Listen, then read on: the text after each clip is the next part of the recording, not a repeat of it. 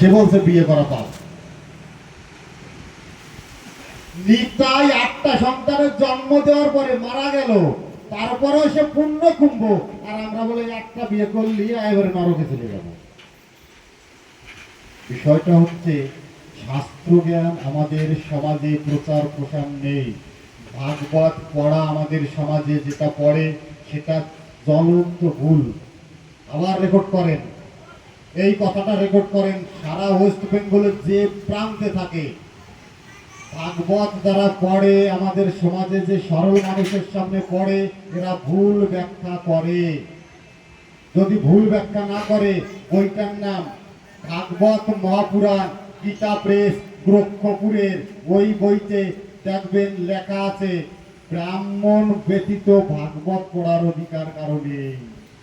সেই ব্রাহ্মণই ভাগবত পড়তে পারবে যে ব্রাহ্মণ বিভিন্ন সুন্দর উপমা দিয়ে বুঝাতে পারে। ওখানে কোনো সাধারণ লোকের পাঠ করার অধিকার নেই, এবং ভাগবত শোনার অধিকার দেবতাদেরও নেই। এই সামনে বসে থাকা মানুষ নাকি, ওই ভাগবতের 3 পৃষ্ঠায় লেখা আছে ভাগবত শোনার অধিকার দেবতাদেরও নেই। এই আমাদের এলাকায় যে পাঠ করে সেটা কলকাতার বই, সে বইটা আমার বাড়িতে আছে। আর আমি যে বইটার কথা বলছি গীতা প্রেস, গোরক্ষপুর, অরিজিনাল বই এটা। এই বইটা কেন অরিজিনাল বললাম, সর্বপ্রথম গীতা প্রেস থেকে এই ধর্ম বই সাপ্লাই হয়, তারপরে কলকাতা আলাদা ডুপ্লিকেট একটু বাড়াই কেনায় করে। যার কারণে গীতা প্রেসের বই না পড়লে সত্য জানা যাবে না। এই সমস্ত কারণে, এই বিভেদের কারণে হরিচাঁদ ঠাকুরের পৃথিবীতে আসতে হলো।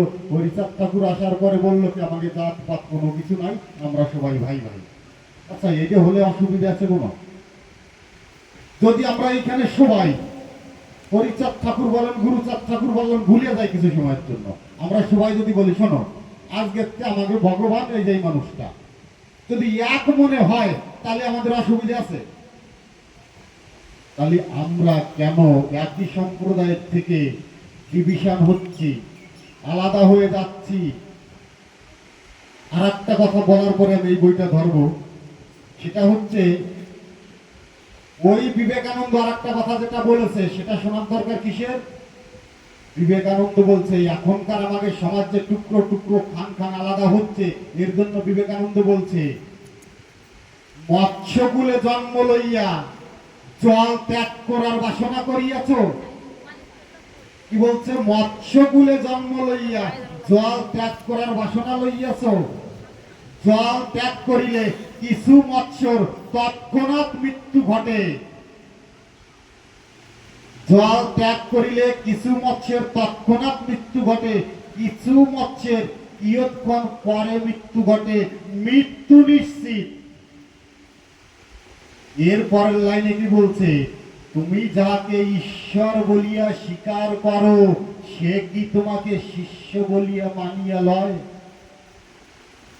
আপনারা যাকে যেভাবে যে গুরুকে কাছে টানেন সেই গুরুদেবের পায়ে হাত দিতে দেয় তো? সেই গুরুদেব আমি অসুস্থ হলে আমার মাথায় এসে হাত বুলাইয়া দেয় তো? সেই গুরুদেব আমি অসুস্থ নোংরা বেডে বসে আছি, সেই গুরুদেব আমার বেডের পাশে এসে বসে তো? আমার বাড়িতে কেউ না থাকলে গুরুদেব আমার রান্না করে খাওয়াই তো? তাহলে যে গুরুদেব জীবিত থাকা অবস্থায় বলে তুই আমার কৃষ্ণের দূর থেকে প্রণামটা করবো, ঠিক আছে আমি আশীর্বাদ করছি। জীবিত অবস্থায় যে ছুটি দেয় না, মরিয়ে গেলে সে আমার ছুটি দেবে?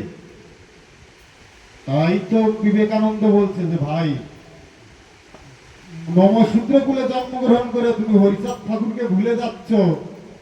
মৃত্যু নিশ্চিত, ইয়ৎক্ষণ পরে হয়, কিছুদিন পরে মৃত্যু নিশ্চিত। কারণ স্বধর্ম যে ভুলে যায় তার কোনো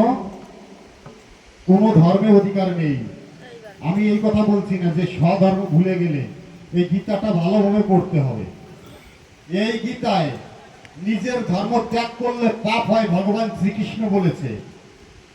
এই গীতায় বলছে তুমি যে ধর্মে জন্মগ্রহণ করছো সেই ধর্ম তোমার জন্য ভালো, অন্যের ধর্মে তুমি যেও না, গীতায় বলছে। যার কারণে আমাদের সমাজে এই ধর্ম পালন করতে করতে আমরা শেষ হয়ে যাচ্ছি। সব এখানে যারা আছেন সবাই যে গানটা শোনেন, নমচন্দ্র নমগুরু চন্দ্রতম নববিমোচন, এই গানটা হয়তো, এই গানটায় যারা গায়ক বিশেষ করে তারা যদি একবার বুঝতো, সমাজ অনেক উপকার হয়ে যেত। এখানে বসে কি কি বলছে এই গানটা? ক্ষুদ্র নম শূদ্রগণ তাদের অজ্ঞান ভঞ্জন, দিব্য জ্ঞান করিয়ে দান করিল ব্রাহ্মণ, হরি নাম ধর্ম করি বিতরণ, পাষণ্ড করলে দলন। হ্যাঁ, দিয়ে পিতৃ ধর্মে মন করলে প্রতিজ্ঞা পূরণ। এবার গারস্থ প্রশস্ত ধর্ম নমকুল কলঙ্ক রাশি, তাই তো? হ্যাঁ, এই যে যে কথাটা বলছে ক্ষুদ্র নম শূদ্রগণ, আমরা যে ক্ষুদ্র ছিলাম, আমাদের দিব্য জ্ঞান শিক্ষা দীক্ষা দিয়ে আমাদের জ্ঞানী করেছে। গুরুচাঁদের দেওয়া সার্টিফিকেট, আপনার ঘরে যে শিক্ষিত সন্তান সে ব্রাহ্মণ। এইবার পুরাণাদি বেদে কোনো অধিকার নাই, অশ্বিনী একটা গান লিখছে, ওরা কেন নবদ্বীপ যাবো আছে না, ওই গানে একটা কথা লেখা আছে,